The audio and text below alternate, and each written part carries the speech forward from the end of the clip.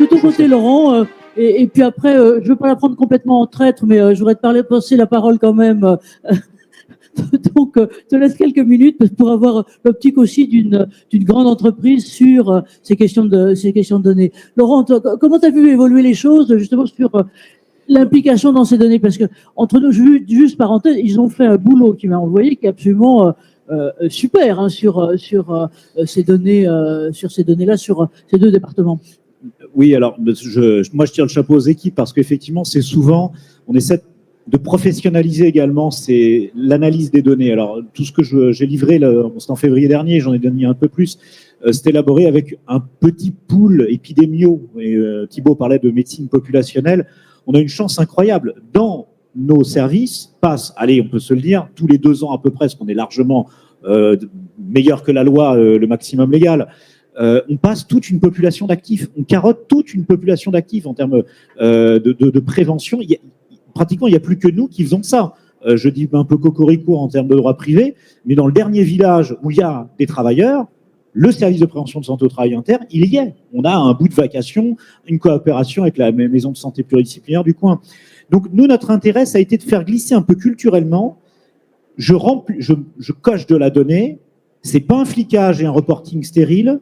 C'est une bonne discipline que je me donne à moi-même pour analyser si je suis un vrai animateur équipe pluridisciplinaire, j'anime et coordonne, dit le texte, je suis aussi en mesure de nourrir mon équipe et de l'envoyer, de la driver vers un secteur, vers une population, vers un territoire, avec des partenaires, le cas échéant, si on travaille sur certaines pathologies. Donc là, le glissement, en fait, le plus important, c'est de dire, c'est plus une obligation et un pensum, c'est une discipline, une hygiène un peu professionnelle de bien remplir ma data. C'est loin d'être simple. Je ne jette absolument pas l'opprobre aux professionnels de santé, mais le plus dur pour nous aujourd'hui, c'est d'avoir un espéranto commun. Voilà, je disais tout à l'heure des thésaurus très complets, c'est très bien, trop complet, c'est rebutant. Il faut peut-être déjà parler une sorte de globish de santé au travail, déjà à peu près digeste, et on le raffinera. Ce que l'on fait par contre, nous maintenant, nos collègues demain, dans 10 ans, n'auront pas à le refaire. Donc, on essuie un peu les plâtres. Là, on se numérise tous. On a nos décrets, on a nos thésaurus, on a nos matrices et on essaye de faire un petit peu d'animation pour essayer de convaincre toujours les gens de bien rentrer ces indicateurs. Donc, ça devient quelque chose d'utile. À nous de le prouver. Super, bravo, merci à toi. Alors, j'aimerais qu'on passe la parole à Philippe Garabiol, dont on a la chance qu'il soit là aujourd'hui, secrétaire général du COQ. Alors, Philippe, pour parler, le mieux, c'est le truc sur le menton et pas devant la bouche parce que ça permet de prendre des photos. Pardon, si je peux me permettre. Merci Philippe d'être là. Merci de me donner la parole. Merci aux intervenants. Le sujet est fondamental. Le sujet est fondamental parce qu'on passe de l'artisanat à l'entreprise. Très clairement. Avant le data, qu'est-ce qu'on a? On a des personnes excellentes, mais des personnes qui travaillent avec leurs propres mains, leur propre mémoire, leur propre intelligence, leur propre cœur. C'est très bien, mais ça ne dépend que d'eux. À partir du moment où on crée des data, on crée un collectif de travail beaucoup plus puissant. Donc le data, effectivement, enlève une part, je dirais, de sentiment au travail. Faites clair. C'est plus sympa lorsqu'on fait tout seul et puis qu'on transmet aux compagnons qu'on a décidé de prendre. Bon, maintenant, ce modèle-là, c'est un modèle ancien. Le modèle nouveau, il est tout à fait différent. Le modèle nouveau est tout à fait différent tout simplement parce que la politique de santé au travail a pris un peu de retard, mais prend les mêmes voies de traverse que la politique de santé publique. Donc, peu à peu, on passe, disons, d'un registre où on avait les individus, puis des petits collectifs, à une stratégie nationale. Et les partenaires sociaux, comme les entreprises, comme les salariés, ont un but, c'est de mettre en œuvre le pilotage de la santé au travail. Les services de prévention et de santé au travail, qu'ils soient interpro ou qu'ils soient autonomes, participent pleinement à la construction de cette stratégie. C'est ce qui va nous permettre d'être beaucoup plus efficaces. Lorsque les entreprises, ou même les salariés, enfin employeurs et salariés, viennent et disent « Ah non, mais quand même, on perd du temps, ou on perd un peu d'argent. » Enfin, bref, c'est une obligation, mais quand même. Eh bien, la meilleure façon de leur répondre, c'est de dire, avec toutes les données que nous possédons, désormais, on aura un plan national, plan régional, et on va vous apporter quelque chose. C'est fondamental. Et je pense qu'on y est là. L'exemple des couvreurs, je l'ai adoré. Partout, on a des couvreurs à découvrir, si j'ose dire. Hein? C'est ça le du message. Vous pouvez tout faire. Et la data, c'est l'avenir. Moi, je plaide, et je terminerai là, pour donc j'arrêterai l'expression en anglais, un Labour Health Data Hub. Donc, finalement, un centre de gestion de santé au travail. Il en existe un en santé publique, il en existe un, il est en train d'être construit parce qu'il y a eu la loi. Moi, j'attends beaucoup que, loi ou pas, on construise un centre de gestion de données en santé au travail. Merci et bravo à Philippe, parce que c'est exactement ce dont on a, globalement, ce dont on a besoin. Alors, je vais vous dire, on essaye d'y travailler par en dessous, si je peux me permettre, parce que on raconte pas, nous, on essaye les portes, les fenêtres, les caves, et globalement, mais oui, carrément. Et donc, on essaye, on a le projet, effectivement, de construire, avec ou sans, d'ailleurs, le Health Data Hub, d'aider à construire des entrepôts de données de santé-travail. Et donc là, on en a deux qui sont en train de mitonner. On aimerait bien peut-être voir avec vous comment on pourra mitonner tout ça, mais voilà. Alors là, je crois que notre député, il va pas être là, hein, donc j'ai eu encore un petit message pour nous dire l'audition malheureusement n'est pas terminée, et donc voilà, tu t'as rien toi, donc bon, l'audition n'est pas là, donc ça fait rien, on continue sans lui. Juste que je voulais vous dire là-dessus, pour directeur de service de santé au travail et médecins coordonnateurs qui sont là et médecins autonomes, c'est pas parce que t'es derrière Valérie que je te vois pas, donc voilà.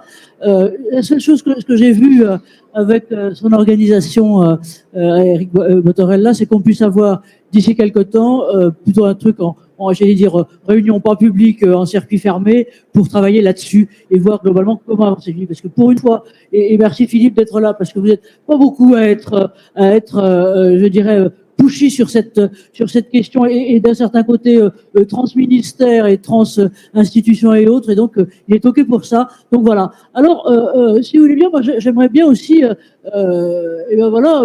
peut-être, si tu voulais nous dire deux mots sur la façon dont par exemple, toi, avec avec ton médecin coordonnateur, donc son médecin coordonnateur s'appelle Florent Désert. Comment toi, RTE, donc directrice, alors la totalité du truc, c'est santé, sécurité, qualité de vie, tout ça, groupe RTE, donc à la fois l'activité France essentiellement, et puis éventuellement des activités, il n'y a pas d'activité ingénierie internationale, donc voilà. Comment tu utilises, demandes ou autres les choses alors pardon de te faire lever alors que tu es un peu mal à la patte. Oui, bonjour. Donc, Nathalie Perrin. Nathalie Perrin, ici présente. Donc, effectivement, moi, je m'occupe, je chapeaute le service de santé, prévention et santé au travail autonome, puisqu'en fait, RTE, on a un agrément et on a nos propres médecins. Alors, on est encore très, très modeste, puisque alors nous, on utilise Everest. C'est encore très, très modeste, puisque il a fallu quand même un peu d'acculturation et d'acceptation par les médecins pour utiliser la grille, en fait. Hein. Et là, maintenant, c'est à peu près acquis pour tous les médecins qui travaillent pour nous. Et donc, du coup, on fait remplir la grille par les salariés en arrivant en visite médicale. Alors, on a du personnel en plus exposé au risque. Donc, on a un taux de visite renforcé. Donc, on les a même plus que tous les 2 ans. On les voit tous les ans. Et donc, du coup, petit à petit, on arrive effectivement à créer une base de données qui est assez intéressante. On fait des bilans sur 2 années glissantes tous les ans. Là où on est encore au balbutiement, c'est comment on prend ces éléments-là pour les rentrer dans le DURP que tu as cité et comment on les exploite. Alors, on travaille beaucoup avec les directeurs d'établissement, donc l'employeur côté employeur, pour leur donner cette vision. Je dirais que pour l'instant, restons très modestes. On en est vraiment à donner une vision, à donner des éléments, à sortir ce qui est prépondérant. Mais on n'a pas encore complètement abouti et parcouru tout le chemin à parcourir. Mais en tout cas, ça progresse et merci. Et c'est un exemple qu'on prendra d'ailleurs, si je peux me permettre, lors d'une prochaine session, c'est que d'une façon générale, les entreprises de l'énergie d'abord utilisent beaucoup Everest, mais en même temps, pour certaines, et je ne pouvais pas être là aujourd'hui, Orano notamment, pour des questions, j'allais dire, de surveillance des risques nucléaires, et depuis des années, un système que vous connaissez peut-être de nom qui s'appelle CISERI et qui permet justement de regarder d'un peu précisément la question de des doses là-dessus. Merci, merci Oui, Nathalie. Alors, effectivement, enfin, juste pour compléter sur Everest, alors nous, c'est une petite entreprise, on n'est que 9500 salariés, donc ça fait de la donnée, mais pas plus que ça.